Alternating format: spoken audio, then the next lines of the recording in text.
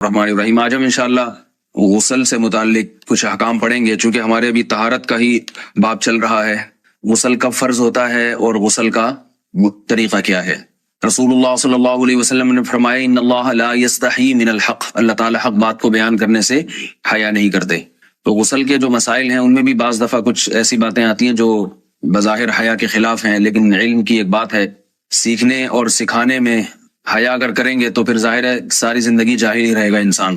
اور غسل کے مسائل سیکھنا اس لیے ضروری ہے کہ غسل جب فرض ہوتا ہے تو جب تک مکمل غسل نہ ہو آپ کی نماز ادا نہیں ہوتی۔ رسول اللہ صلی اللہ علیہ وسلم نے فرمایا الماء من الماء، حدیث ہے کہ غسل فرض ہوتا ہے خواہش نفس کے ساتھ جسم سے منی خارج ہونے سے۔ مرد پہ غسل کب فرض ہوگا؟ جب اس کے جسم سے شہوت کے ساتھ منی خارج ہو۔ منی بالکل سفید رنگ کی چیز ہے، ایک ہوتی ہے مزی۔ شہوت پیدا ہونے سے اگر کسی کے مرد یا عورت کے صرف رطوبت خارج ہونا شروع ہو گئی اس سے غسل فرض نہیں ہوتا۔ جب تک مکمل شہوت پوری نہیں ہو جاتی اور مادہ منویہ خارج نہیں ہو جاتا، چاہے احتلام کی صورت میں ہو یا کسی بھی طرح سے ہو۔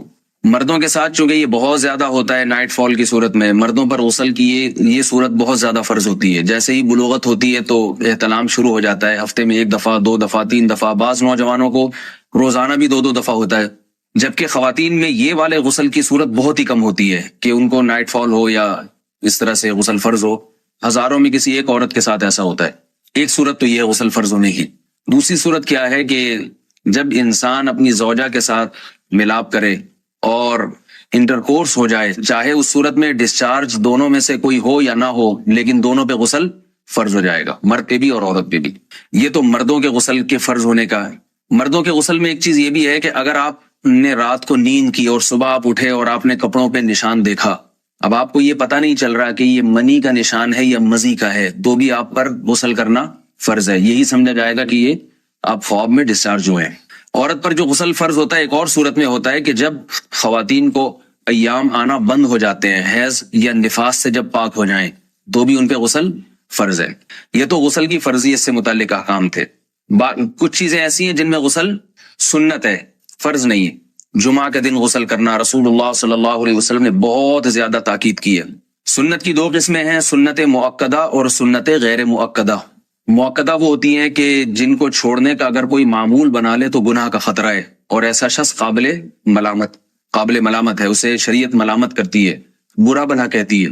تو غسل سنت مؤکدہ ہے ہفتے میں 1 مرتبہ، چاہے جمعے کے دن ہو یا کسی بھی دن ہو۔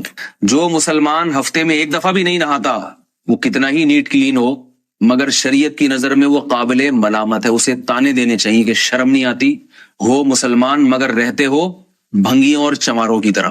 ملامت تو اسی کو کہتے ہیں نا۔ اس کی دلیل رسول اللہ صلی اللہ علیہ وسلم نے فرمایا، صحیح حدیث ہے، حق علی کل مسلم ان یغتسل کل اسبوع مرۃ، کہ ہر مسلمان پر لازم ہے کہ وہ ہفتے میں کم از کم 1 مرتبہ غسل کرے۔ ہر مسلمان پر لازم ہے، چاہے اس پہ غسل فرض نہ بھی ہو۔ اور کس دن بہتر ہے؟ جمعہ کے دن۔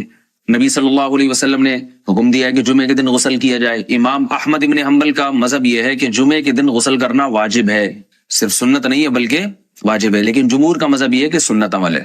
غیر مسلم جب اسلام قبول کرتا ہے تو اس وقت بھی اس کے لیے غسل کرنا سنت ہے۔ جب ہم مردے کو نہلاتے ہیں تو جو مردے کو نہلائے اس کے لیے بھی خود غسل کرنا افضل ہے، سنت عمل ہے۔ عید کے دن غسل کرنا سنت عمل ہے۔ تو یہ وہ تمام مواقع ہیں جن میں غسل کرنا رسول اللہ صلی اللہ علیہ وسلم کی سنت ہے۔ غسل کا طریقہ کیا ہے؟ غسل میں 3 چیزیں فرض ہیں، منہ بھر کے قلی کرنا، ناک میں پانی ڈالنا کہ ناک کی جو نرم جگہ ہے یہ اچھی طرح تر ہو جائے، اور پورے جسم پہ 1 مرتبہ پانی بہا دینا کہ جسم میں بال کے برابر جگہ بھی خشک نہ رہے۔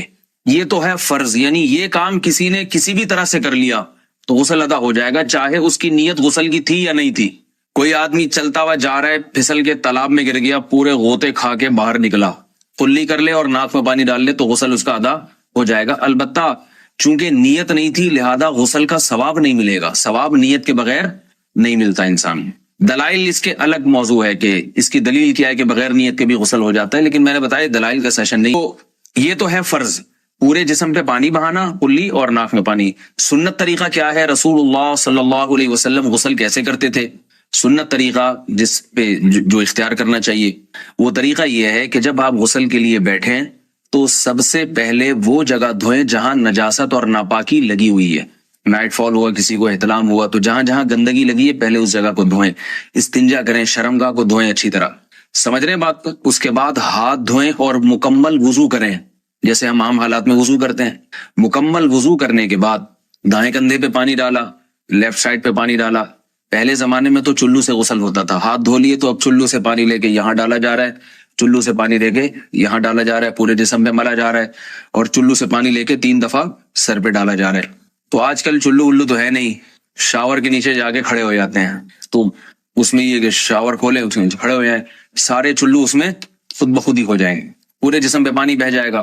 نبی صلی اللہ علیہ وسلم کے دور میں یہ جدید چیزیں نہیں تھیں, شیمپو اور صابن. تو آپ صلی اللہ علیہ وسلم بیری کے پتوں سے غسل کی ترغیب دیا کرتے تھے. بیری کے پتوں کو اگر پانی میں پکایا جائے تو پانی میں میل کچیل صاف کرنے کی صلاحیت بہت بڑھ جاتی ہے.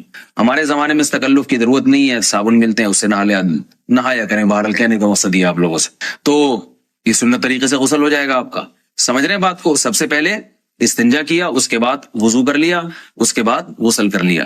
اگر کسی نے غسل میں وضو نہیں کیا اور ویسے ہی پورے جسم پہ پانی بہا دیا تو بھی اس کا وضو خود بخود ہو جائے گا. اس غسل سے وہ نماز پڑھ سکتا ہے, کیونکہ بعض لوگ غسل کرنے کے بعد دوبارہ وضو کر رہے ہوتے ہیں. اس کی ضرورت نہیں ہے, کیونکہ جب غسل کرتے ہیں تو وضو والے اعضاء تو خود بخود اس میں دھل جاتے ہیں. یہ ہے غسل کا طریقہ. وضو کیسے ٹوٹتا ہے؟ جن چیزوں سے غسل فرض ہوتا ہے ان چیزوں سے وضو تو بہرحال ٹوٹتا ہی ہے. اس کے علاوہ بھی وضو ٹوٹتا ہے. اس سے پچھلے لیکچر میں نے کچھ تفصیل بتائی تھی کہ نجاست جسم سے کہیں سے بھی خارج ہو جائے یا نجاست نکل کے بہہ پڑے, اگر قضائے حاجت کی جگہوں سے نجاست خارج ہوئی ہے تو نظر بھی آ جائے وضو ٹوٹ جائے گا, اور قضائے حاجت کے علاوہ جگہوں سے اگر نجاست خارج ہوئی ہے, خون وغیرہ ہے جیسے, تو جب تک نکل کے بہے گا نہیں تو اس وقت تک وضو نہیں ٹوٹے گا. سمجھ رہے ہیں بات کو؟ وضو کا طریقہ کیا ہے؟ سب سے پہلے دونوں ہاتھوں کو دھویا جائے, 3 دفعہ کلی کی جائے, مسواک کی جائے, 3 دفعہ ناک میں پانی ڈالا جائے, پھر پورے چہرے کو پیشانی, یہ جو ہے جہاں سے پیشانی ہماری شروع ہو رہی ہے اور تھوڑی کے نیچے, تھوڑی جہاں ختم ہو رہی ہے, اور ایک کان کی لو سے دوسرے کان کی لو تک 4 اعضاء ہیں وضو میں دھونا فرض ہیں. 1 چہرہ, نمبر 2 بازو, نمبر 3 سر کا مسا, چوتھا ہی سر, اور نمبر 4 پاؤں کو دھونا. اس کی دلیل قرآن مجید کی مشہور آیت ہے فَاغْسِلُوا وُجُوهَكُمْ وَأَيْدِيَكُمْ مِنَ الْمَرَافِقِ. اللہ فرماتے ہیں ایمان والو, جب نماز کا ارادہ ہو تو اپنے چہروں کو اور اپنے ہاتھوں کو دھو, سر کا مسا کرو اور پاؤں کو ٹخنوں سمیت دھو. دھونے کا حکم ہے قرآن مجید میں. البتہ سر کے بارے میں یہ نہیں آئے پورے سر کا مسا کرو, بلکہ آ رہا ہے وَامْسَحُوا بِرُؤُوسِكُمْ. با کا لفظ ہے, با آتی ہے تبعیض کے لیے کہ سر کے بعض حصے کا مسا. اب بعض حصے کا قرآن حدیث میں کہیں تذکرہ نہیں ہے, تو اس میں فقہاء کرام کے اجتہادات ہیں. امام شافعی فرماتے ہیں تھوڑا سا بھی ٹچ کر لیا سر کو ہو جائے گا. امام ابو حنیفہ فرماتے ہیں نہیں, کم از کم 1/4 کا ہونا ضروری ہے. سب کے اپنے اپنے دلائل ہیں, ان دلائل میں نہیں جاتا. فقہ حنفی کو جو فالو کرنے والے ہیں تو ان کو چاہیے کم از کم 1/4 سر کا مسا, یہ فرض ہونے کے لیے ضروری. مگر سنت کیا ہے؟ پورے سر کا مسا. نبی صلی اللہ علیہ وسلم دونوں ہاتھوں کو بھگو کے پورے سر کا مسا کرتے تھے. ایسے سمجھ رہے بات کو؟ اور مسا کے جو یہ ٹیکنیکل طریقے ہیں کہ آپ یوں پہلے انگلی بنائیں, پھر یوں لے کر جائیں, پھر یوں گھما کے لائیں, پھر یوں, یہ ٹیکنیکل طریقے حدیث سے ثابت نہیں. مسا کا طریقہ کیا ہے؟ بھیگا ہوا ہاتھ لے کے ایسے پورے سر کو ہو گیا.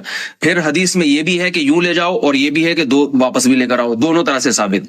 تو ایسے بھی کر سکتے ہیں کہ یوں لے جائیں, اور ایسے بھی کر سکتے ہیں لے کے جائیں اور پھر واپس بھی لے آئیں, دونوں طریقے جائز ہیں. لیکن کم از کم سنت اتنی ہے کہ پورے سر کا مسا ہونا چاہیے. بعض لوگوں کو شو مارنے کا شوق ہوتا ہے, اگر وہ واپس لائیں تو بال ان کے خراب ہو جاتے ہیں, کہتے ہیں یار یہ پھر مسئلہ خراب ہو جائے گا, تو پھر ایسے لوگ صرف یوں ہی لے جائیں کافی ہے. افضل تو یہ کہ یوں بھی لے جائیں, یوں بھی لے جائیں, دونوں طرح سے صحیح ہے. بہرحال دونوں حدیث سے ثابت ہیں. سمجھ رہے بات کو؟ اور یہاں ایک اہم مسئلہ بتا دوں, قرآن مجید نے پاؤں کو دھونے کا حکم دیا ہے, پاؤں پہ مسا کرنے کا حکم نہیں دیا. اور حدیث میں خفین پر مسا کرنے کا حکم ہے. تو قرآن اور حدیث کو فقہا نے جمع کیا ہے. لہذا وہ موزے جن میں آسانی سے پاؤں دھوئے جا سکتے ہیں ان میں چاروں ائمہ کے نزدیک پاؤں پہ مسا کرنا جائز نہیں. سعودی عرب میں جو بعض سلفی حضرات اور یہاں ہمارے ہاں بھی اہل حدیث حضرات نے عام موضوع پر بھی جو مسا کی ایک روایت ڈال دی ہے, اسلاف میں, تابعین, تبع تابعین میں اور چاروں ائمہ کے مذاہب میں اس کا ثبوت نہیں ملتا. اگر اسلاف میں کوئی قائل بھی ہے تو ایک شاذ قول, اکا دکا قول ملتا ہے, ورنہ یہ ائمہ اربعہ کے مذہب کے خلاف ہے. اور جو احادیث جو نقل ہوتی ہیں صحیح سند کے ساتھ ان کے بھی خلاف اور قرآن کی آیت کے بھی خلاف ہیں. اس لیے کسی نے عام ساکس پہ اگر مسا کر لیا، جو عام طور پہ آفس پہن کے جاتے ہیں لوگ، اس میں تو پاؤں، آپ اگر ساکس کو پانی کے نیچے رکھیں پورا پاؤں دھل جائے گا آرام سے. تو وہاں کیا ہو رہا ہے کہ قرآن مجید کے حکم کی مخالفت لازم آ رہی ہے، آپ پاؤں دھو نہیں رہے. تو اس لیے ہم یہ سمجھتے ہیں کہ اس صورت میں نماز ادا نہیں ہوگی. سعودی عرب میں بعض سلفی حضرات نماز پڑھاتے ہیں، وہ ایسے ہی کرتے ہیں کہ عام ساکس پہ مسا کر کے نماز پڑھا لیتے ہیں. تو فتویٰ اسی پر ہے کہ ان کی اگر کسی کو یقین ہے کہ اس نے عام ساکس پہ مسا کر کے نماز پڑھائی ہے تو اس کے پیچھے نماز ادا نہیں ہوگی، کیونکہ قرآن کے مطابق اس کا وضو ہوا ہی نہیں ہے. صدیوں تک کوئی بھی اس قول کا قائل نہیں رہا ہے کہ عام ساکس پہ بھی مسا ہو جاتا ہے. یہ ابن تیمیہ رحمہ اللہ تعالیٰ 7ویں صدی میں اس کے قائل تھے، اور تابعین میں اکا دکا قول ملتے ہیں اس کے، لیکن شاذ قول ہیں، مرجوح قول ہیں جن پر امت نے فتویٰ نہیں دیا. اور اب سعودی عرب میں بعض سلفی حضرات اس کے قائل ہیں. ہمارے ہاں اہل حدیث حضرات بھی چونکہ اکثر سعودی عرب کے سلفی حضرات ہی کو فالو کرتے ہیں، تو انہوں نے بھی وہیں سے یہ فتویٰ لیا ہے. لیکن ائمہ اربعہ کے مذہب میں اور دلائل کے لحاظ سے دیکھا جائے تو یہ مذہب کمزور ہے. قرآن نے پاؤں کو دھونے کا حکم دیا، آپ دھوئیں گے پاؤں جب تک دھونا ممکن ہے. چمڑے کے موزے ہیں ان کو دھونا ممکن نہیں ہے اتارے بغیر، لہذا ان موزوں کے اوپر مسا ہو جائے گا. تو اس سے قرآن پر بھی عمل ہو جائے گا اور حدیث پر بھی عمل ہو جائے گا. اس لیے ائمہ اربعہ نے جو قرآن و حدیث کو سمجھ کے جو فیصلہ کیا ہے اس پہ چلنا ہمارے لیے زیادہ مفید ہے بنسبت آج کل کے جو علماء ہیں ان کی اپنی ذاتی آراء پر. اس لیے یہ بھی ایک وضو سے متعلق اہم مسئلہ تھا. سمجھ رہے ہیں؟ باقی تو ماشاءاللہ وضو کرنا سب کو آتا ہی ہے. اور وضو کے بعد دعا کیا ہے؟ کلمہ شہادت، اشہد ان لا الہ الا اللہ وحدہ لا شریک لہ اشہد ان محمدا عبدہ ورسولہ اللہم اجعلنی من التوابین واجعلنی من المتطہرین. اے اللہ تو مجھے بار بار توبہ کرنے والوں میں شامل کر دے اور بار بار پاکیزہ رہنے والوں میں شامل کر دے. توبہ اس لیے کہ میں نے ظاہری طہارت تو حاصل کر لی، مجھے روحانی طہارت بھی عطا کر دے. اگر میں نے گناہ کی ہوں تو مجھے ان سے بھی توبہ کی توفیق عطا فرما لے، تاکہ اس لحاظ سے بھی میرا وضو ہو جائے، اس لحاظ سے بھی میں پاک ہو جاؤں. سبحانک اللہم و بحمدک، نشہد ان لا الہ الا انت، نستغفرک ونتوب